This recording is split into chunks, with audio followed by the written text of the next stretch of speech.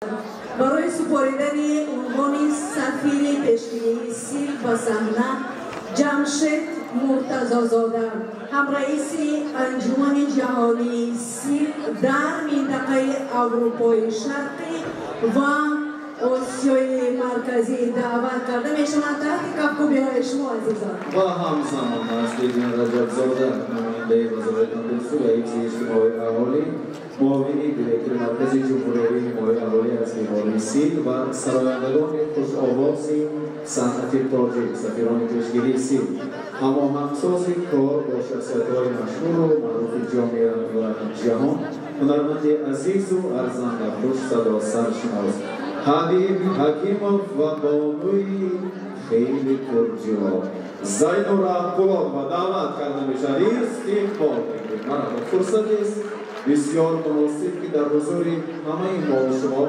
میهمانان عزتمند البته این جایزه را بسپاریم.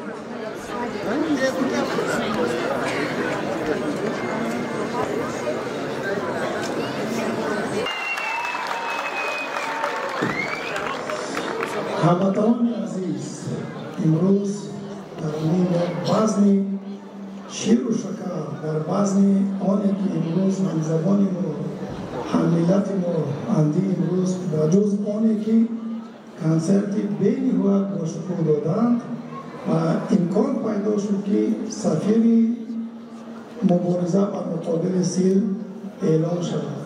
من از نام انجمن همکاری مبارزه با مقابل سیل و انجمن بین‌المللی اروپای مرکزی و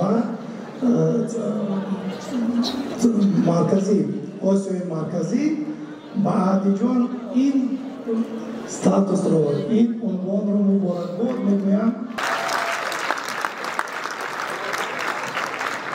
باعث افتخار منی که یک کشور به این خوبی و مترقی، مردم مهربان و پرزیدنت خوب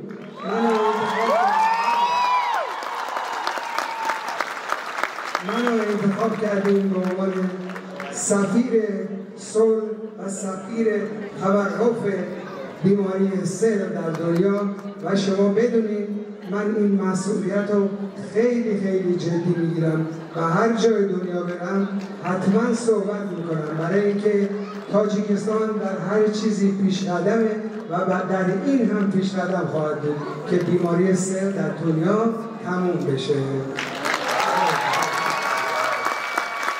با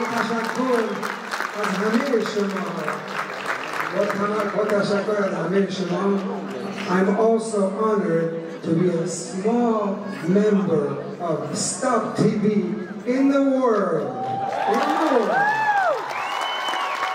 And Tajikistan can do it.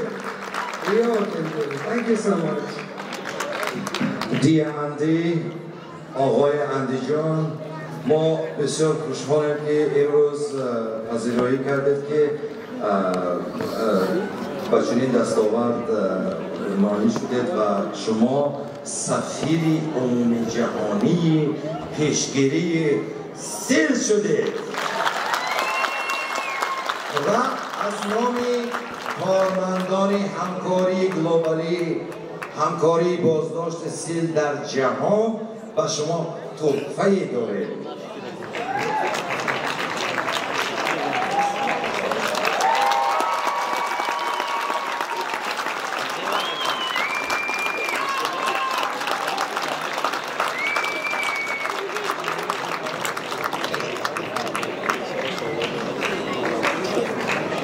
دوستان عزیز بدش خواستم هر صد میزنیم سپاس مبارک باشه برای همه محبت دستگیری جهانی سپاس.